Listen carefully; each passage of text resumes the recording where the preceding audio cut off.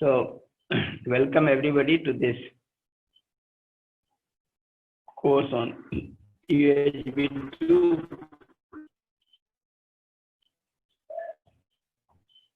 Today we are going to work for and the basic purpose of this lecture is to recapitulate from our USB1 the understanding about human being and existence. So we have done a extensive study into human being, the harmony in human being, and then finally harmony in nature, in existence in everyone. But what we will do, as we said, we will try to recall those part of it which are of importance for this course, and we are going to work in depth.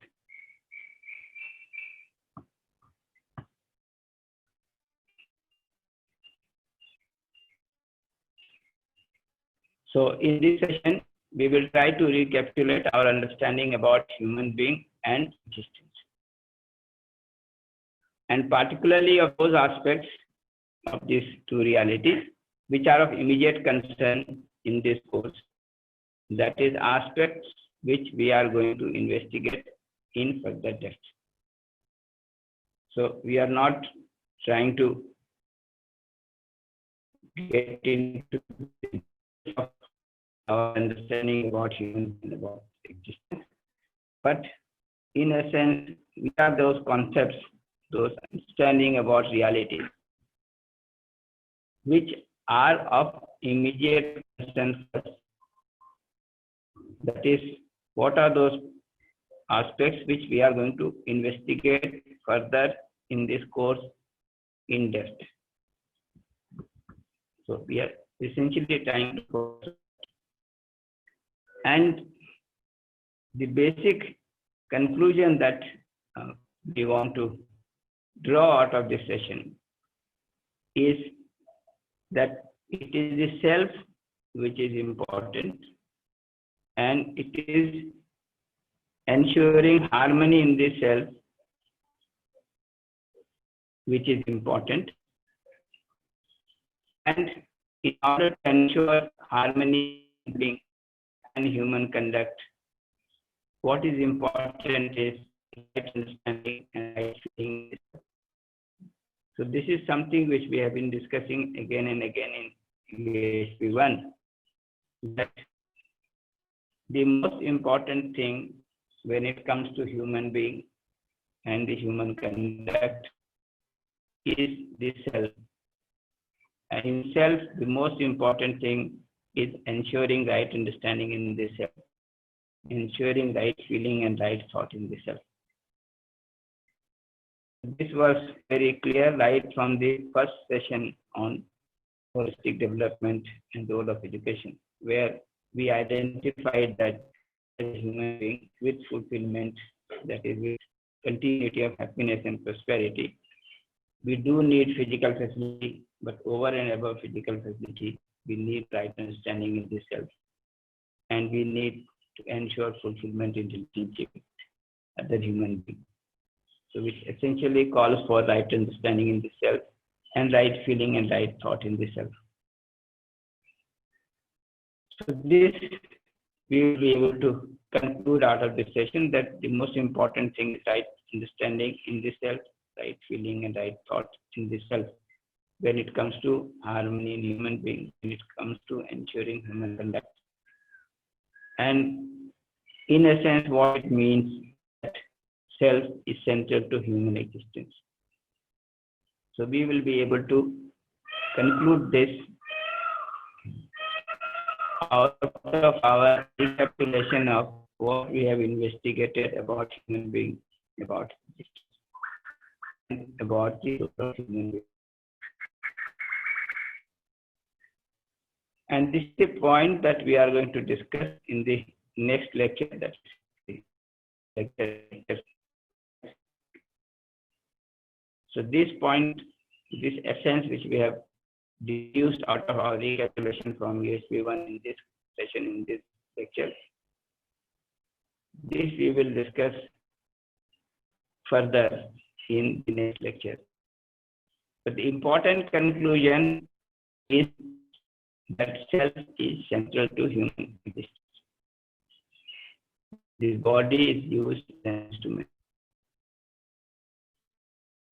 So the focus is to understand, to recall, to recapitulate whatever we have studied about human being and about their existence, and particularly those which are of our concern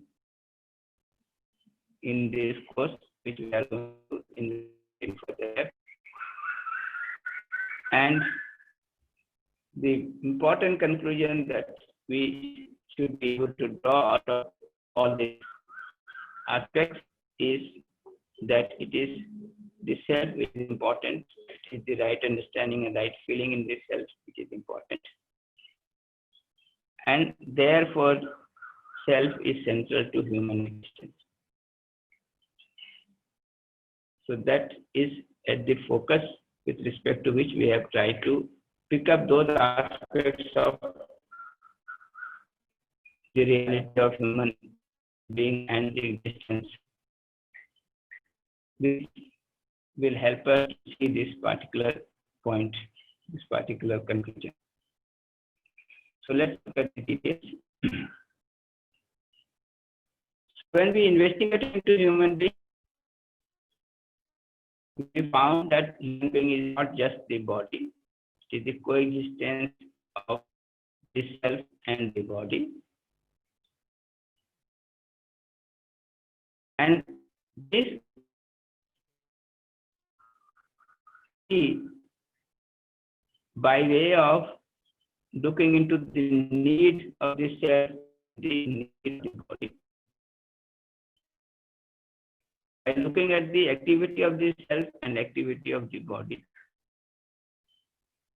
By looking at the response of the self and response of the body.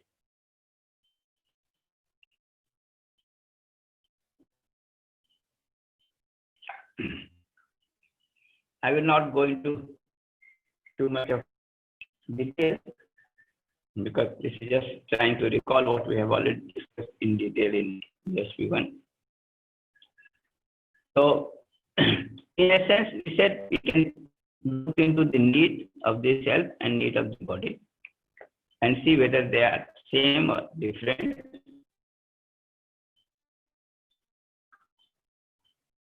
So we investigate into the need of the self in terms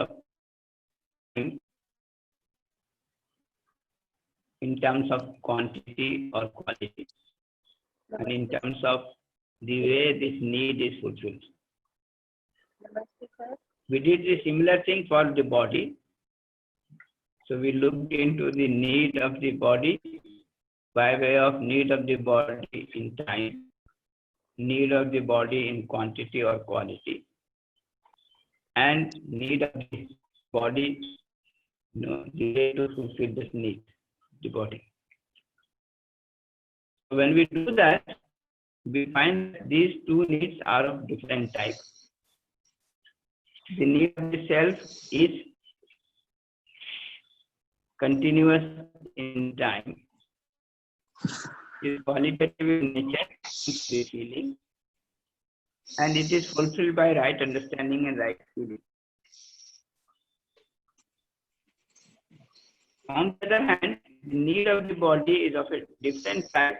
It is temporary in time, it is quantitative in nature, and it is fulfilled by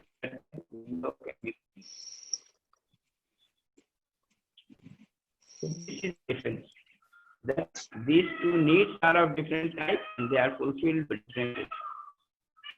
So in essence, we could see that if the need of human being is fulfilled, the body has to be fulfilled.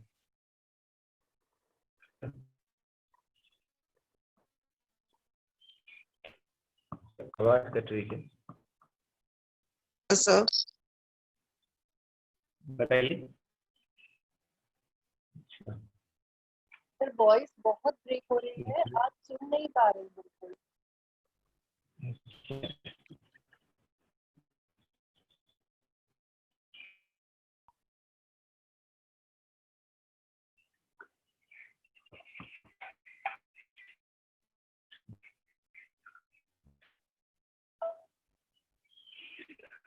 जी अभी आवाज नहीं sir, अभी भी नहीं आ रही है।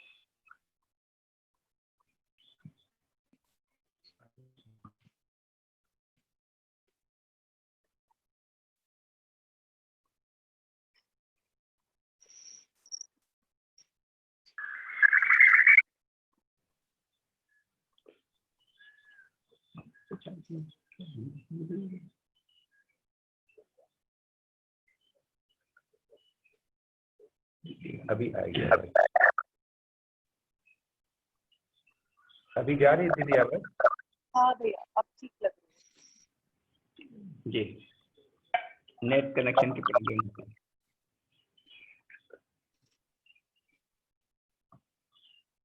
Yes. So the need, ठीक है अभी आवाज ठीक है? जी सर, ठीक है अब। जी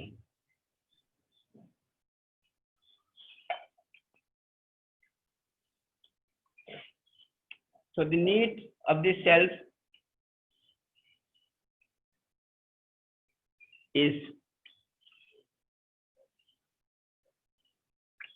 continuous in time, qualitative in nature in terms of feeling, and it is fulfilled by right understanding and right feeling. On the other hand, need of the body is temporary in time, it is quantitative in nature, and it is fulfilled by physiochemical things. So basically, the need of the self and the need of the body are of two different types, and they are fulfilled differently. One cannot be fulfilled by the other. Therefore, I need to take care of both. So if we can see this, our present belief that if we have enough physical facility, it will take care of the fulfillment of the need of human being is not correct, because we do have to take care of the body by way of physical facility. But to take care of the need of the self, I need to have right understanding, right feeling in the self. So this is one important conclusion about the self and the body, the difference between the two in terms of activity. This in terms of the need. Similarly, in terms of the activity, we can see that the activities of the self and activities of the body are different. The activities of the self are in terms of desire, thought, and expectation, while the activity of the body is in terms of walking, eating, so on. And we can see that the activity of the self are continuous in time, they are going on. It is difficult to stop them. But the activity of the body cannot be made continuous. Whatever work I am taking from the body is getting tired after some time, and I have to give rest to the body. So in that sense, it is temporary in time. So in terms of activity also, they are different. Their activity are of different type. And the third thing, which is of utmost importance for us, is the response. So we said the response of the body is in terms of recognizing and fulfilling. But when it comes to the response of the self, it is in terms of assuming, recognizing, and fulfilling, or knowing, assuming, recognizing, and fulfilling. So this assuming or knowing and assuming makes lot of difference in our response. In fact, the variation that we see in human conduct, human behavior, is mainly because of this assuming or because of this knowing and assuming. So this is a very important thing which we will discuss just now in little more detail. But conclusion of all this study of self and body in terms of their need, activity, and response is that these two are of different type. Self is of different type, body is of different type, and if you want to give them a name, we can say that the self is a consciousness unit, whereas body is a material unit. The need of this self, which is happiness, is fulfilled by right understanding and right feeling, which is the activity of the consciousness. Whereas the need of the body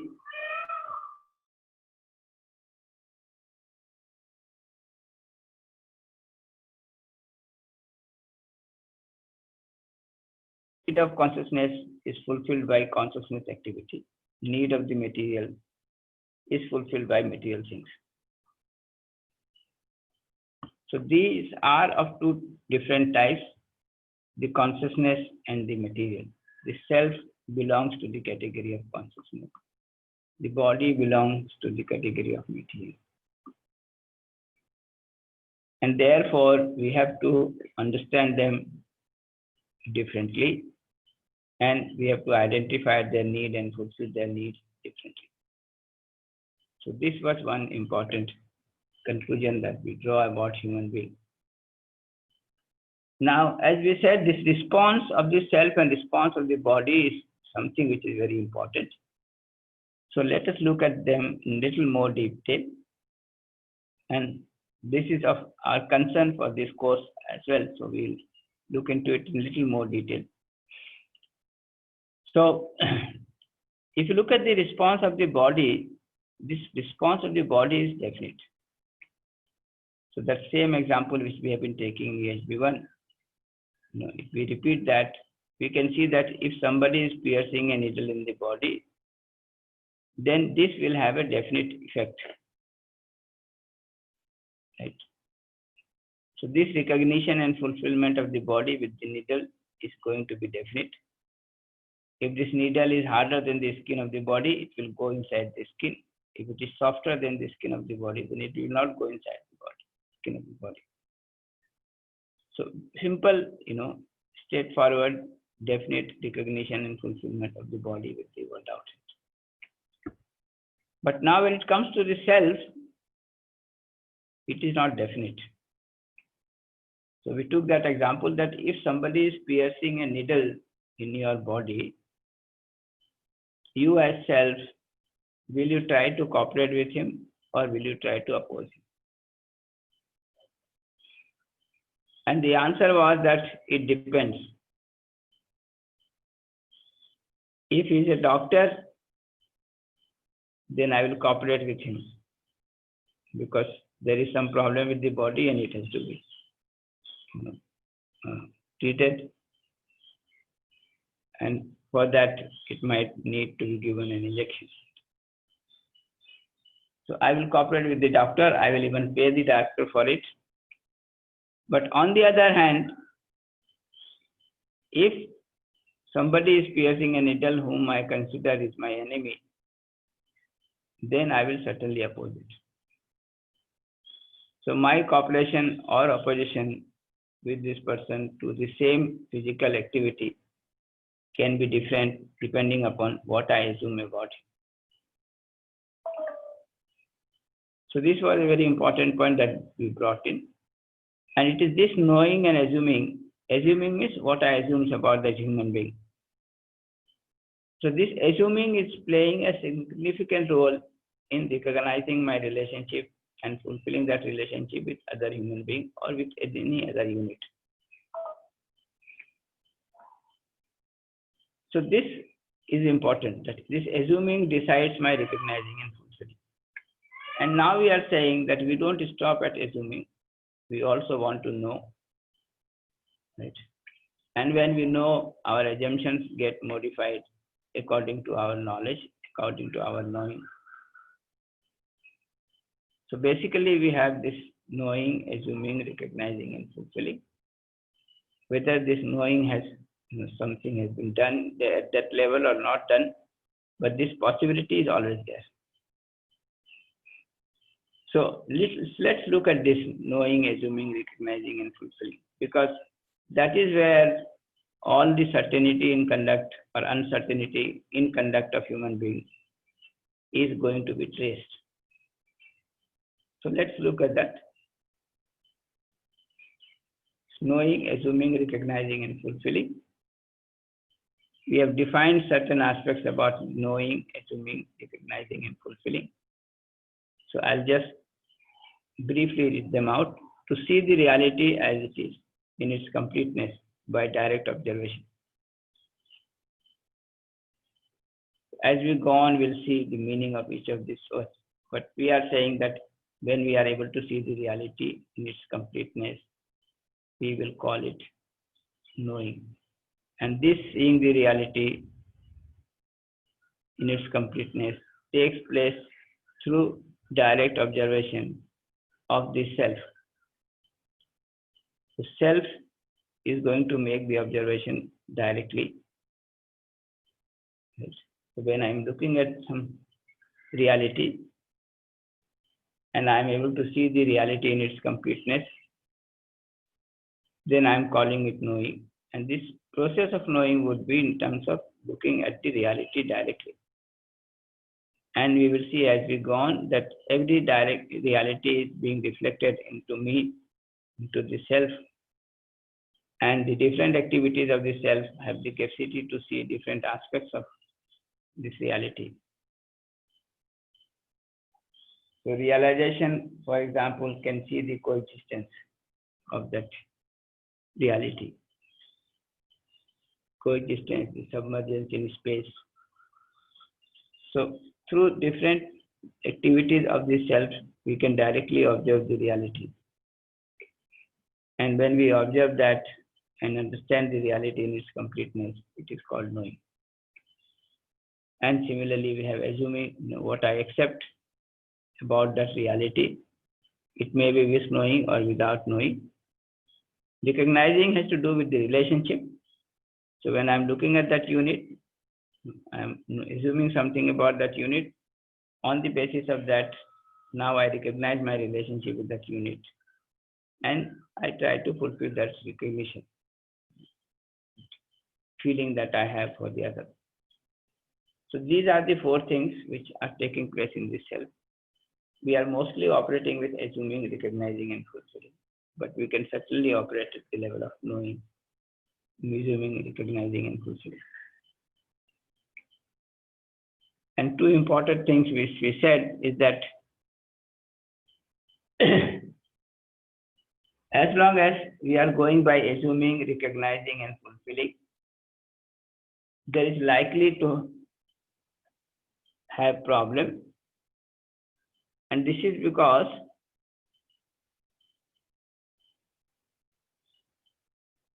this assuming may be based on knowing or may not be based in knowing.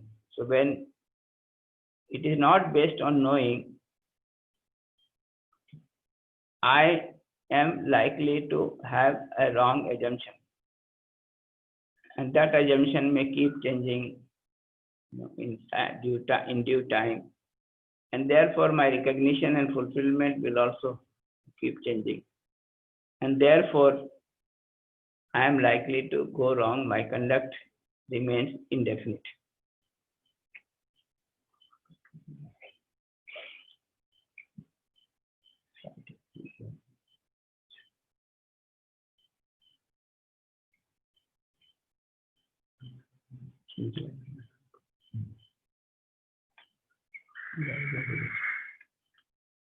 So this is the problem with assuming that if assumptions keep varying, my recognition and fulfillment keeps varying. Therefore, my conduct keeps varying. And that is the state of problem. On the other hand,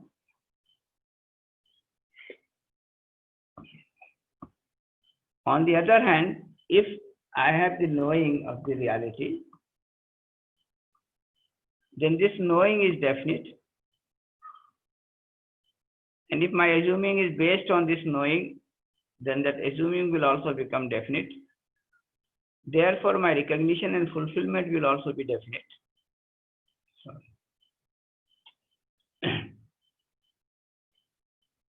So my conduct is going to be definite.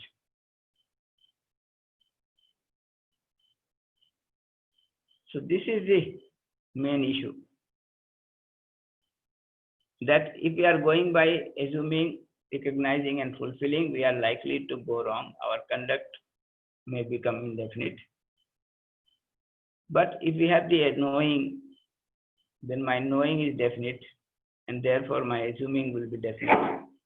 Therefore my recognition and fulfillment will be definite, and therefore the conduct is definite. So this is important to understand, that my conduct being definite or indefinite depends upon my knowing and my assuming. And this knowing and assuming is at the level of self. So it is in that sense that right understanding is very important. And when we have the knowing and assuming based on knowing, then I'm able to rightly recognize my relationship and fulfill that relationship. So this recognizing the feeling, the recognizing relationship and fulfilling it has to do with my feeling, has to do with my thought. So I have to ensure right understanding, the knowing in the self, and I have to ensure the right feeling and right thought in the self.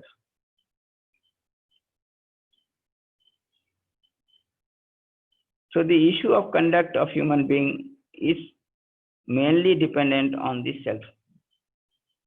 And it is at the level of self that we have to work and set things right. Once it is set right at the level of self, it will naturally start reflecting at the level of body with that definiteness.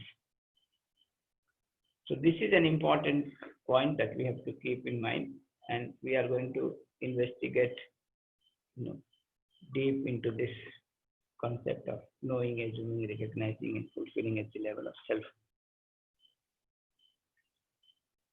So with this, we can see that the major role of education and sanskar is to take us from the state of problem to a state of solution. That is, to take us from assuming without knowing to assuming with knowing, which would mean take us from an indefinite conduct to definite conduct.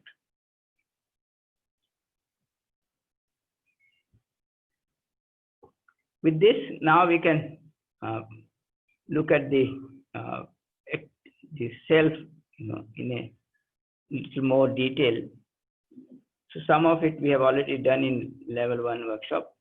So let me just recall a few things, and then certain things we just introduced in EHP 1, and we said that as we go further, we'll go into the deeper aspects of the self.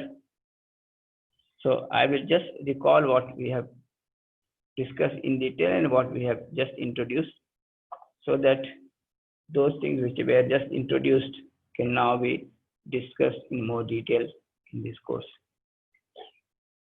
So number 1, we said that if we look at the self, we can see this imagination which is going on in the self every moment.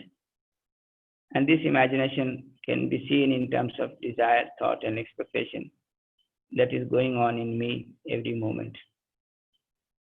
So this was one thing which we were able to see in within each one of us, that we do have imagination and we do have this desire, thought, and expectation in the self.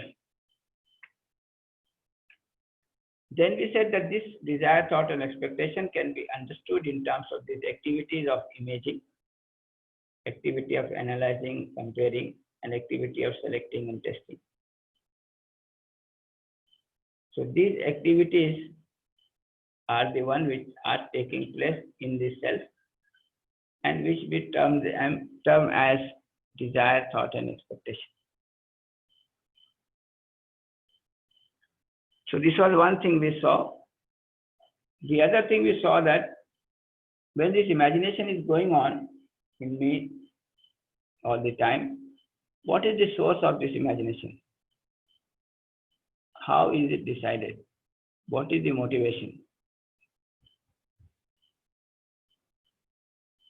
If we looked into that, we found that there are three possibilities. One is that this imagination, and particularly the desire, is decided by my preconditioning. So the preconditioning that I keep accumulating from outside, considering that it is right, I accumulate within myself.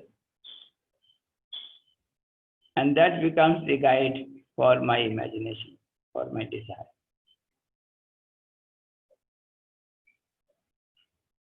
On the other hand, this might be influenced by the sensation.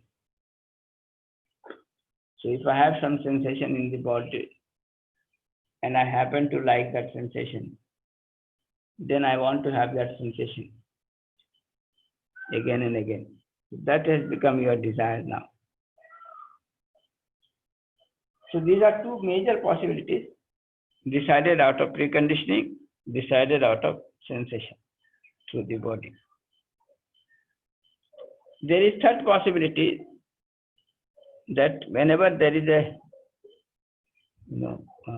situation, okay, and I have some feeling in me, some imagination in me, I can ask myself whether this feeling that I have at this moment, is it naturally acceptable?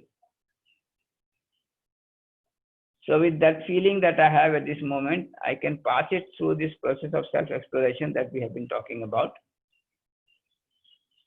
So if I pass this feeling through this process of self-verification, self-exploration, and when I ask this question as to, is this feeling naturally acceptable to me? Is it in accordance with my natural acceptance?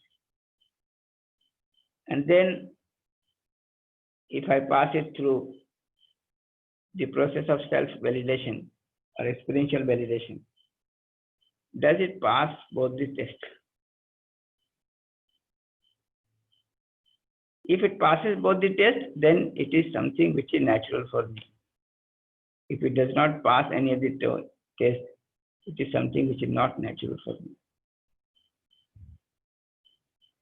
So this is the third possibility, that I am able to decide for my feeling, for my desire, on the basis of my self-exploration, on the basis of self-verification through natural acceptance. So these are the three possibilities that we saw. And then we said that this first two possibility of preconditioning and sensation is likely to create a state of uncertainty, a state of indefiniteness, and therefore it can be a source of happiness or unhappiness. On the other hand, if my imagination is guided by what I have been able to see and find as true through my self-verification, then there is a guarantee that I will be in a state of harmony within and happiness within, because my feeling is in line with my natural acceptance. Therefore, there is harmony within, and therefore happiness within. So this was one important aspect that we dealt with. Then if we look deeper into this imagination, this can be reorganized in this manner. So we have the activities of the self.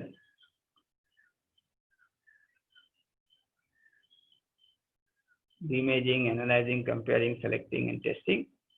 And all these activities put together is what we are calling as the block of imagination, B2. And if we are working in this block only, and this higher block B1 is not active, or in some sense dormant, then we find that this B2, this block of imagination, is deciding things on the basis of unguided senses, health and profit. So all my thinking, my thought, my analyzing, comparing is based on or founded on sensation, health and profit, which are unguided, which does not know the limit, the direction. Similarly, our expectation and our selecting and testing also remains based on sensation, which is unguided. So this is where we are. If you look at most of these situations that we are in today, that is where we will find ourselves. But then we found that there is other possibility in us, and that is we can work at the level of B1, at the level of this block of realization, block of understanding, block of right understanding, that we can activate. So we discuss about this block B2, the activities of in block B2 and what are the consequences in quite detail. But this block B1 we had just introduced, okay, and left it for you to kind of work on it. Now this block B1 is what we are going to discuss in quite detail in this course. So let me just recall what we had said briefly about this B1. Okay, so that is there at the background, and with that background we can start working for a deeper understanding of it. So we said that at the level of B1, this block B1, this block of right understanding, there are three things: this activity of contemplation, activity of understanding, and activity of realization. So activity of contemplation essentially ensures the clarity about participation in the larger order, about my responsibility in relationship. The activity of understanding basically ensures clarity about harmony in nature, and realization indicates the clarity about the coexistence in existence. So these are the three activities of the self, the higher activities of the self, which indicate certain aspects of our overall understanding. These three put together is what we are calling it the block of right understanding, or the block B1. So this we will investigate quite in depth in this course. In fact, one full module is being devoted to this. Of course, we saw that this is very important because only with right understanding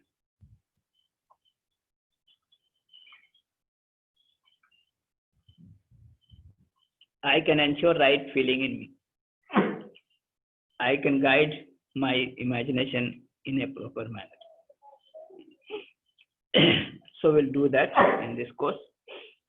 One important observation here is that if you look at this two blocks B1 and B2, there is a connecting arrow, the red arrow there.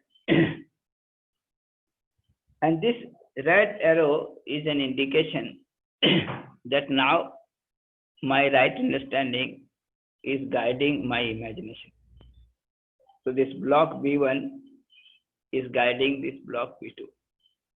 So my right understanding of reality, understanding of relationship, harmony and coexistence is guiding my imagination, is guiding my desire, thought, and expectation.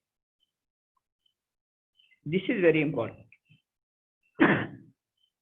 As we go on, we'll see that this being active at the level of B1, at the level of activity of right understanding, and then having the understanding of relationship, harmony, and coexistence.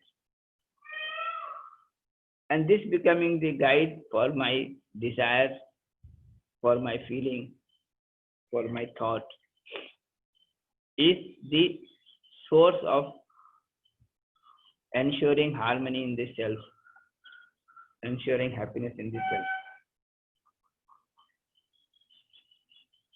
So this we will see.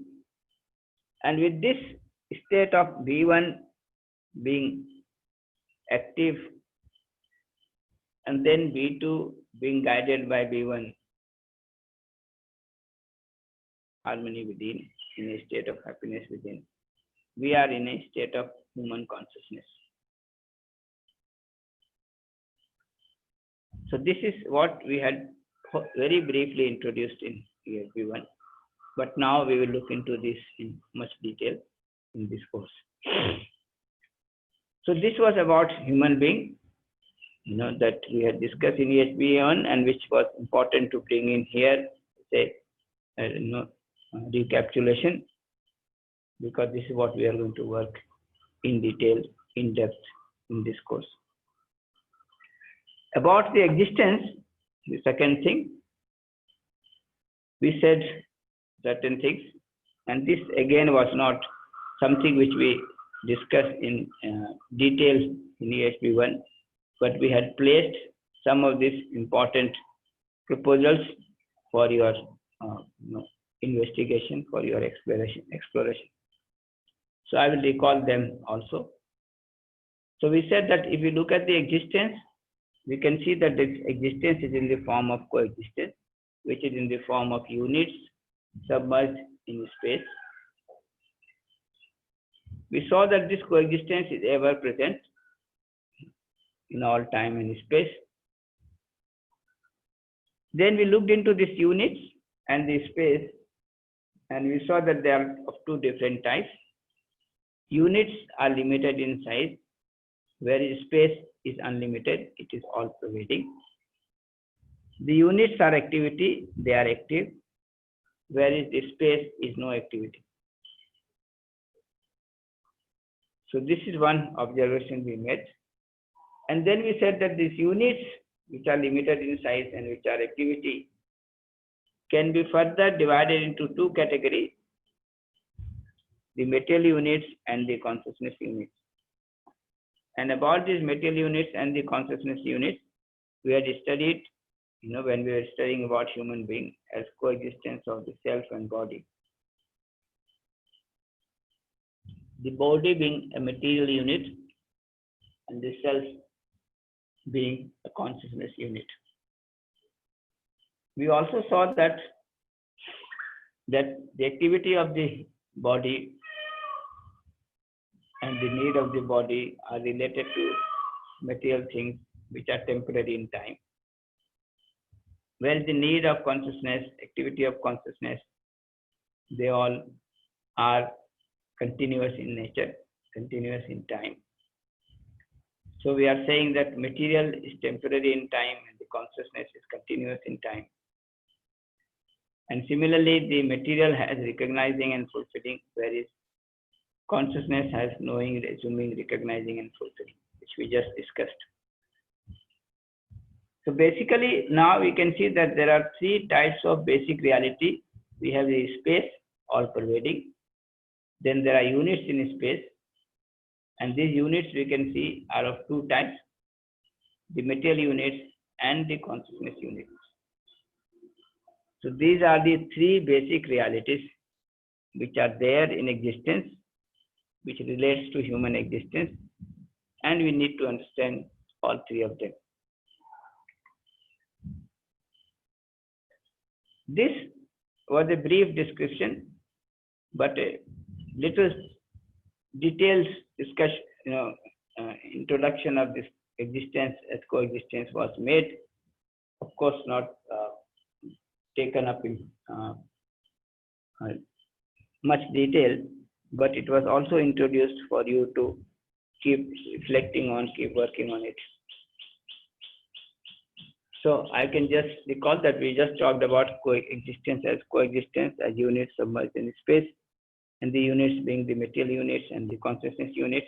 So it has been reorganized.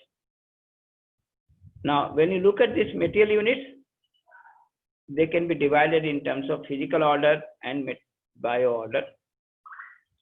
And when we look at this physical order, it can be further described in terms of atoms, in terms of molecules, in terms of molecular structures, in terms of lump, in terms of fluid, right? And on the other hand, this bio order can be seen in different forms, in the form of cells, the plants, the animal body, the human body. So a whole lot of range is there when it comes to material world. So first two are physical order and bio order. And when you look at the physical order, there is a lot of description. And if you look at the material order, the bio order, there is a lot of descriptions available. So I've just put them here for you to have that ready reference. And then we said that if you look at these units of bio order, the animal body, the human body, then this coexistence of self and the body defines certain other orders. So if a self is associated with an animal body, then it is called animal order. If the self is connected to the human body, it's in coexistence with the human body, then it is called human order, the human being. We have already studied about this human being as coexistence of self and body. So now you can see that in the overall scheme of existence, we have the consciousness unit and this material units. And one of the material unit is the human body. And now we can see that the human being is coexistence of the self, which is consciousness unit, and the material, the body, which is a material unit.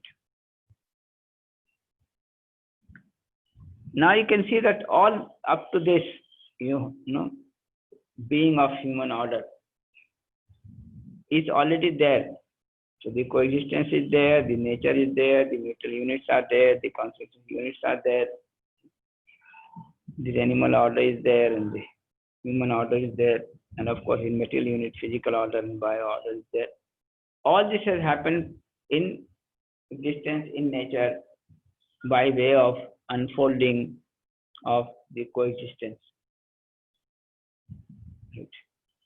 Unfolding of the harmony, unfolding of the relationship. So out of that expression of coexistence, we see all this nature around us, creates this, the whole thing around us. So up to the human order, all this is being ensured. But now when there is human order, then we have this problem of indefinite conduct, because otherwise every unit has a definite conduct up to the animal order. When it comes to human order, then we see a lot of uncertainty in the human conduct. And when we try to understand and investigate into this, we find that it is the self which is responsible. And therefore, something has to be done at the level of self first. Once I have that harmony at the level of self, then I can reflect it outside in terms of my self-expansion, self-expression at different levels. And when we study the whole thing, we find that two things has to be ensured. One is ensuring right understanding in the self. And second is ensuring right feeling and right thought in the self. This is most important. So for human order, the first and foremost thing is to develop this understanding, the right understanding in oneself, in terms of understanding the relationship, harmony, and coexistence. And then second part is having the feeling, the thought of coexistence, harmony, and relationship. So if it has the right feeling and right thought, along with the right understanding or based on right understanding, then it is in a state of harmony and happiness within. With that harmony and happiness within, now we can live with the world outside in a mutually fulfilling manner, mutually enriching work, and so on.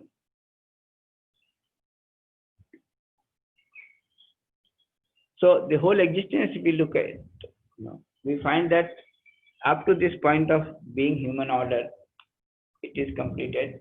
Now within human order, now we have to complete two things. One is our right understanding, and second is our right feeling and right thought, which expresses itself in terms of our behavior and work. A mutually fulfilling behavior and mutually enriching work.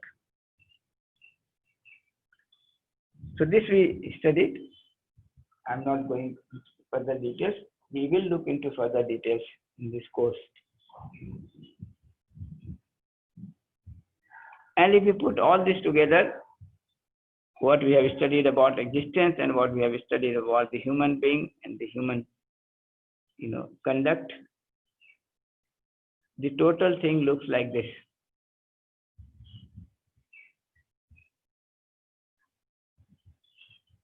So up to the existence of human order, things have taken place in nature, in existence, in a very systematic and natural manner. When it comes to human being, this is what human being has to do. It has to become active at the level of B1, ensure this contemplation, understanding, and realization of relationship, harmony, and coexistence. Then line up the imagination at the level of B2 in accordance with relationship, harmony, and coexistence. And then living with the world outside in terms of relationship, harmony, and coexistence. So this is the overall picture of the existence, out of which we can see what has been achieved and what we have to achieve through human being. So this, what is happening in human being at the level of human conduct, is replaced here. And we can see that it all starts with realization of coexistence and concludes in terms of expression at the level of universal human order. So this is the range of human conduct, starting from realization of coexistence to ensuring this universal human order at the global level.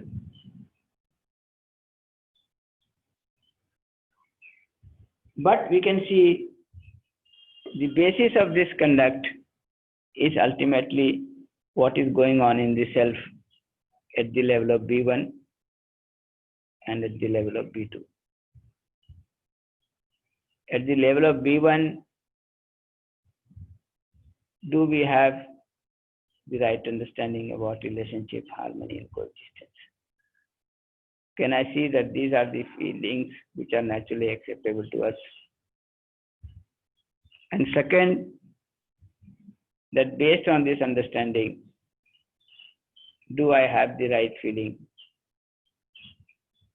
right thought in the self all the time?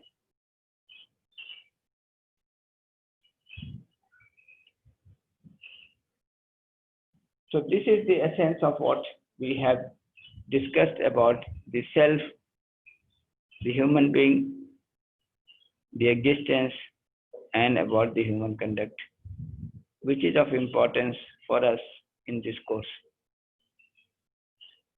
So you can look into it, reflect onto it, and if there are questions, we'll take them up. Now we'll open it up for questions, but before that, let me just sum it up. So it all starts with the realization within, realization at the level of self of coexistence, and it completes with the expression outside the level of the society, about the level of the whole nature in terms of universal human order. So the concluding observations out of all that we have discussed till now is, having recalled the basic understanding about human being, about the existence and the human conduct, the concluding observation of this session is, the most important part in ensuring harmony in the human being and the human conduct is ensuring right understanding and right feeling in the self. That is, self is central to human existence. So this is the main conclusion that we wanted to draw from this session, discussion that we did in this session. Self is central to human existence.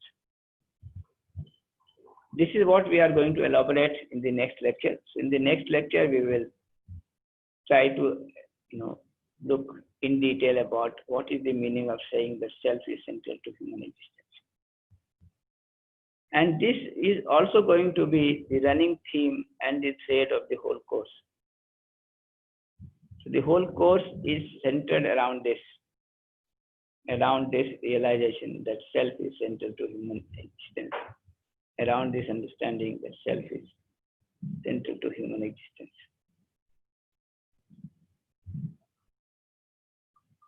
With this, I will close for the content. Regarding the homework, I'll just read out some of them, which we have put in here.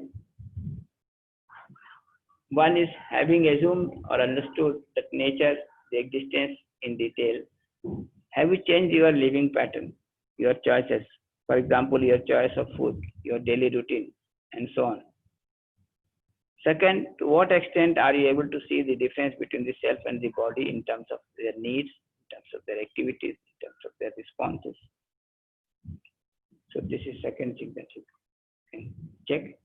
And third is, are you able to see that self is central to human existence and body is used just as an instrument?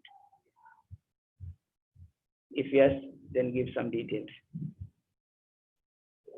So this you can work on your own. Now I will open it up for questions. So if there is any question regarding this content that we have covered in this lecture 4, your questions are welcome.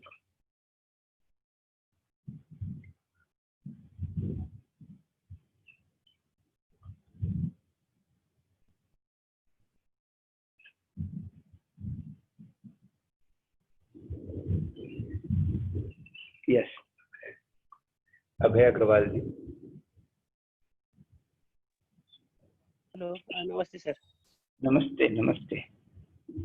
Sir किसी books में मैंने पढ़ा है, विवेकानंद की books में, कि there is only one consciousness which is universal और which is unlimited, similar to space. And वो बोलते हैं कि each individual is reflection of that consciousness. तो उससे सर कुछ कोरिलेट कर सकते हैं या उससे वो ऐसा क्यों बोलते हैं सर, और वो क्लैरिटी अगर आप दे सके sir. Yes. So we'll talk about this as we go on, but I can just briefly mention what is the meaning of what they are saying. So they are saying that there is this consciousness which we can see in ourselves. Okay. That is number one. And now what we are focusing presently is on that consciousness, right, in us. Yes, okay. That consciousness activity in us, the consciousness unit in us. then what they are saying is that this consciousness unit in a human being is not something unconnected, Okay. right? It is not something unconnected. Okay. It is connected with other consciousness units also, Okay. right? So this is one observation. Okay. And therefore, we should see all these consciousness as connected to each other. So there is no isolation, Okay. right? They are connected, they are related. This is one important point they are saying. And second thing that they are saying, and which is important to understand, Mhm. is that the basis of this consciousness is the space, the all pervading. So for example, I can see something within me as by direct observation, because every unit in space is reflected to every unit in space. Okay. It is also reflected onto me. So because there is reflection of every unit in me in space, therefore I am able to see that reality. Okay.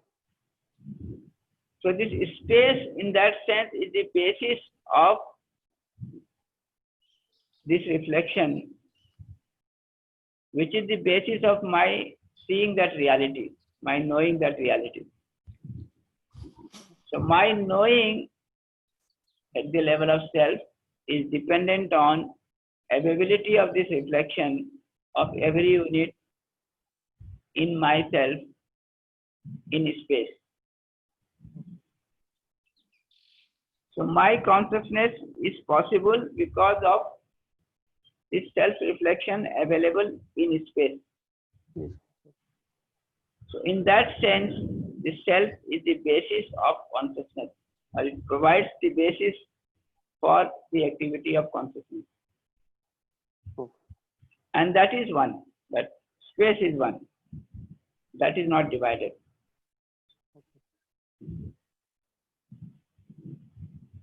So now we can see that there is a space which is all pervading everywhere. In space, there are units, the material units and the consciousness units. In space, every unit is reflected onto every unit. Okay. And this consciousness unit is able to see that reflection, right? And know about it, right? In that sense, knowing is taking place. Now, if you look at the basis of this knowing, it is this reflection which is taking place in space. And in that sense, it is the space which is providing this facility, the basic facility of knowing for every self, for every consciousness unit. Every second. So in that sense, availability of the knowledge, availability of the reflection Mhm. is there everywhere in every unit by virtue of the unit being submerged in space. So though there is knowing in this unit self, but the basis of knowing is this space which is all pervading. So if you want to call that as, a bigger thing, which is, making this activity of knowing possible in every knowing consciousness unit, then that space was called as superconscious, Okay. a consciousness which is all pervading. This is the consciousness. Yes. Okay. Thank you, sir. Thank you very much, sir.